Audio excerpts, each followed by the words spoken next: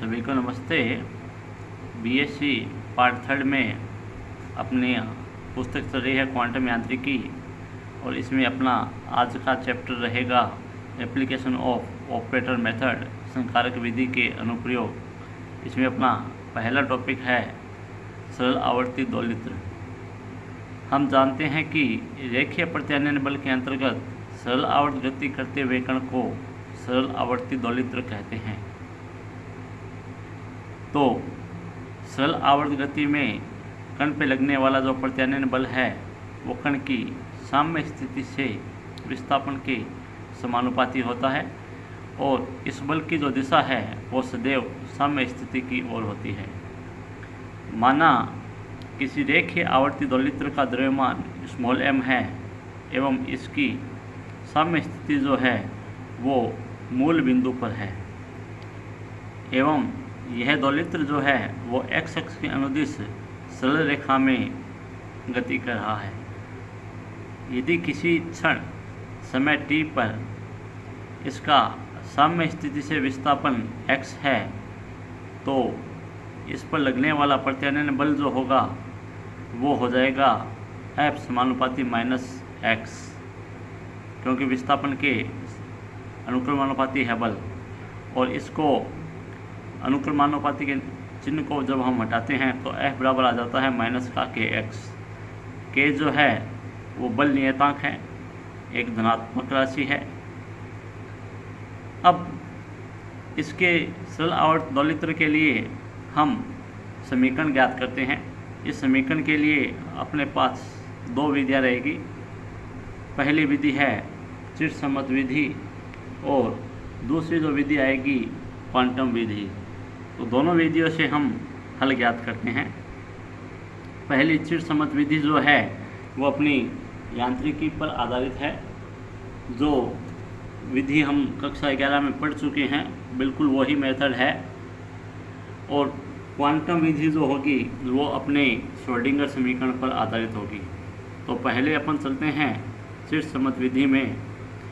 Newton के गति विषयक नियम से या न्यूटन के गति के नियम से हम जानते हैं बल बराबर द्रव्यमान इंटू त्वरण, F बराबर ma सामान्य फॉर्मूला है। यहाँ a जो है वो त्वरण है, तो a का मान जो होता है वो वेग में परिवर्तन की दर होता है। तो a = dv/dt, और इसको हम लिख सकते हैं a बराबर d²x/dt², सामान्य फॉर्मूला है। तो f का जो मान आ जाता है वो है F बराबर m गुणा d²x/dt², जबकि f का मान यहाँ प्रत्यानयन बल से है F बराबर -kx। तो दोनों मानों को बराबर रखने पे आ जाता है md²x/dt² बराबर -kx। -kx का स्थानांतरण कर दिया है, md²x/dt² प्लस kx बराबर 0। m का भी, या हम ये कह दें कि m से पूरी समीकरण में भाग देते हैं तो यहाँ से आपका m जो है वो हट जाएगा, इधर k में भाग लग जाएगा, इधर 0 में भाग लगाने पे 0 ही हो जाएगा। तो हो जाएगा d²x/dt² प्लस k/mx बराबर 0। इस k/m को हमने ओमेगा लिख दिया है, ओमेगा मान लिया है। तो हमें मिल जाता है d²x/dt² प्लस ω² x बराबर 0, समीकरण 1। और ये जो समीकरण 1 है, इस समीकरण 1 का जो हल होगा वो आ जाएगा x बराबर a sin ω-t, साधारण हल है। ये जो समीकरण 1 है, ये समीकरण एक सरल आवर्त गति को प्रदर्शित करती है। इसकी जो आवृत्ति होगी वो ओमेगा बराबर √k/m होगी, जिसका आवर्तकाल जो है वो t बराबर 2π/ω आवर्तकाल का सामान्य फॉर्मूला है। 2π अपनी जगह आ गया, ओमेगा का मान रख दिया, 1/ω है, यहाँ ω² है तो ओमेगा का मान आ जाएगा √k/m, जबकि यहाँ 1/ω है तो ये आ जाएगा √m/k। अब यहाँ आपकी आवृत्ति न्यू जो है वो होती है ω/2π, तो वही ओमेगा का मान √k/m यहाँ से आसानी से निकाल सकते हैं। तो ओमेगा बराबर ω/2π बराबर 1/2π √k/m हो गया। दोलित्र की स्थितिज ऊर्जा हम ज्ञात करते हैं। तो स्थितिज ऊर्जा V जो है वो है माइनस का इंटीग्रेशन लिमिट जो है वो समाकलन की है 0 से x माइनस का के एक्स डी एक्स। तो यहाँ माइनस माइनस प्लस हो गया, के आपका बाहर आ गया है, 0 से x लिमिट है एक्स डी एक्स, सामान्य समाकलन है एक्स स्क्वायर बटा 2 हो जाएगा। अब यहाँ के का मान रख दिया है, इस के का मान एम ओमेगा स्क्वायर, क्योंकि अपने ओमेगा स्क्वायर का मान किया था के बाई एम, तो वहाँ से के का मान आ गया एम ओमेगा स्क्वायर, वो रख दिया है के का मान। और यहाँ ओमेगा का मान रख दिया है, अभी पीछे अपन ने किया है वो, तो ओमेगा का मान यहाँ पे रख दिया 2 पाई न्यू, ओमेगा का मान रखा हुआ है 2 पाई न्यू, तो ओमेगा स्क्वायर का हो जाएगा 4 pi square nu square M. तो ये सामान्य रूप से हल कर लिया, समीकरण 4 आ गई। यहाँ यह माना गया है कि साम्य स्थिति x बराबर 0 पर स्थितिज ऊर्जा V का जो मान होता है वो शून्य है। एक V में सरल आवर्ती दोलक की स्थितिज ऊर्जा जो है इसे हम इस चित्र द्वारा दर्शाते हैं। इस चित्र में x अक्ष पे विस्थापन है, ये धनात्मक विस्थापन, ये ऋणात्मक विस्थापन ले रखा है। विस्थापन ऋणात्मक नहीं होता लेकिन दिशा माइनस है, इधर स्थितिज ऊर्जा है। तो साम्य स्थिति में जो आपकी ऊर्जा है स्थितिज ऊर्जा वो शून्य है, जबकि किनारों पे स्थितिज ऊर्जा जो है वो है अधिकतम। अब यदि विस्थापन x पर दोलित्र की गतिज ऊर्जा ज्ञात करें तो गतिज ऊर्जा T, यहाँ गतिज ऊर्जा को T से प्रदर्शित कर रहे हैं, तो गतिज ऊर्जा T बराबर 1/2 m dx/dt का होल स्क्वायर। यहाँ dx/dt जो है वो हम मान सकते हैं वेग, तो 1/2 mv स्क्वायर वाला फॉर्मूला गतिज ऊर्जा का फॉर्मूला है वो मान लिया है। 1/2 m d/dt x का जो मान है वो पीछे हमने माना है वो ही आ गया a sin ओमेगा t, इसका स्क्वायर कर दिया है, स्क्वायर करके हल कर लिया। तो यहाँ आपके अवकलन कर दिया है a sin ओमेगा t का, ये स्क्वायर का, तो यहाँ आपका cos स्क्वायर ओमेगा टी आ गया। cos स्क्वायर ओमेगा टी को हम 1 minus sine square omega T लिख सकते हैं त्रिकोणमितीय सूत्र से, और साइन ओमेगा टी का मान x/a, क्योंकि x बराबर a साइन ओमेगा टी है तो साइन ओमेगा टी का मान x/a हो गया। ये बाहर वाली चीज़ एज इट इज़ है, इसको कोष्टक को हल कर लिया है, a स्क्वायर कैंसिल हो गया, आपका t का मान आ गया है 1/2 m omega square a square minus x square. इस m ओमेगा स्क्वायर को वापस के लिख दिया है, तो t का मान आ गया 1/2 के a square minus x square, equation 5। समीकरण 5 जो है वो आपको सरल आवर्ती दोलित्र की गतिज ऊर्जा देती है, जबकि समीकरण 4 जो है वहाँ से हमें सरल आवर्ती दोलित्र की स्थितिज ऊर्जा प्राप्त हुई थी। तो इस दोलित्र की कुल ऊर्जा जो है वो आ जाती है E बराबर T प्लस V।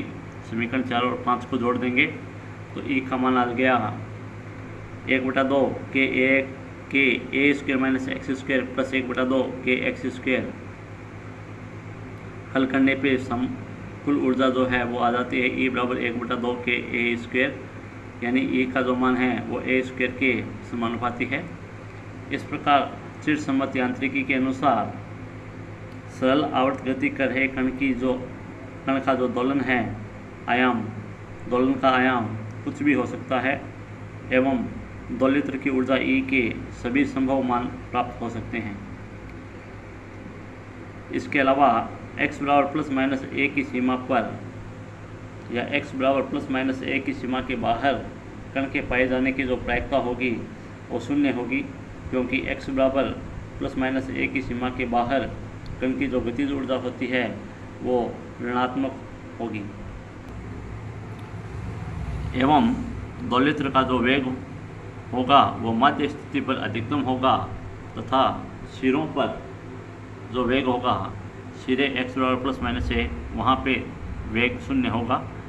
तो मध्य स्थिति में दोलित्र के पाए जाने की जो प्रायिकता होगी वो न्यूनतम होगी, एवं सिरों पर दोलित्र के पाए जाने की जो प्रायिकता होगी वो अधिकतम होगी।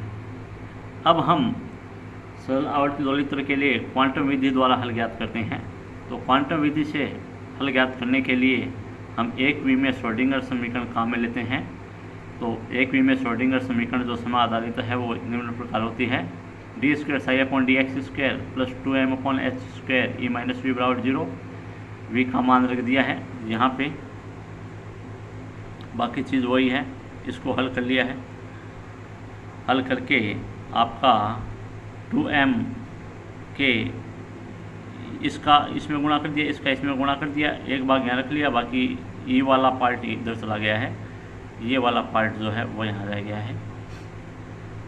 तो d square psi upon D x square minus m के upon H square x square psi बराबर माइनस का 2m E upon H square psi. यहाँ ये जो m के अपॉन एच स्क्वायर है इसको एल्फा स्क्वायर मान लिया, और यहाँ 2m E upon H square है इसको ई मान लिया है। तो मानने पे ये मान रख लेते हैं, मान रखने पे समीकरण 8 हमें मिल जाती है। D square psi upon D x square minus alpha square x square psi बराबर माइनस का ई साई। समीकरण 8 मिल गई। समीकरण 8 में साई का जो गुणांक है वो एक्स स्क्वायर है, और एक्स स्क्वायर होने के कारण इसका जो हल है वो ज्ञात करना कठिन हो जाता है, इसलिए हम इस हल को सीधा लिख लेते हैं। तो सीधा जो हल मिल जाएगा वो आ जाएगा साई एक्स बराबर ई टू द पावर माइनस का alpha x square upon 2h बराबर ई टू द पावर माइनस के वाई स्क्वायर बटा 2h। तो ये आपको क्वांटम विधि द्वारा सरल आवर्त गति के दोलित्र का हल मिल जाता है। अब अपन इसके लिए ऊर्जा के आइगन मान ज्ञात करते हैं। तो सरल आवर्ती दोलित्र की ऊर्जा के जो आइगन मान होते हैं वो निम्न प्रकार लिखे जाते हैं। ई बराबर n प्लस 1/2 h न्यू। यहाँ n का जो मान है वो 0, 1, 2, 3 कुछ भी हो सकता है। तो यदि n का मान 0 है तो ऊर्जा E0 बराबर 1/2 h न्यू आ जाएगी। यहाँ पे सामान्य n का मान 0 रखने पे, n का मान 1 रखने पे E1 का मान 3/2 h न्यू आ जाएगा। n बराबर 2 रखने पे E2 बराबर 5/2 h न्यू, n बराबर 3 रखने पे E3 बराबर 7/2 h न्यू मिल जाएगा। इसी प्रकार हम आगे मान ज्ञात कर सकते हैं। इन मानों के आधार पर यदि सरल आवर्ती दोलित्र का ऊर्जा आरेख खींचें तो यह ऊर्जा आरेख निम्न प्रकार प्राप्त होता है, जिसमें n के मान रखे हुए हैं, n बराबर 0, 1, 2, 3, 4, और इनके संगत ऊर्जा के मान हैं E के जो आपको दिखाई दे रहे हैं। n बराबर 0 के संगत ऊर्जा का मान जो है वो 1/2 h न्यू है, n बराबर 1 के लिए 3/2 h न्यू, n बराबर 2 के लिए 5/2 h न्यू, 3 के लिए 4 के लिए आगे बढ़ते जाएंगे ये। तो उपरोक्त ऊर्जा आरेख से स्पष्ट है कि सरल आवर्ती दोलित्र की जो मूल ऊर्जा अवस्था है उसकी ऊर्जा शून्य नहीं होती है, बल्कि 1/2 h न्यू होती है। इसे हम शून्य बिंदु ऊर्जा कहते हैं।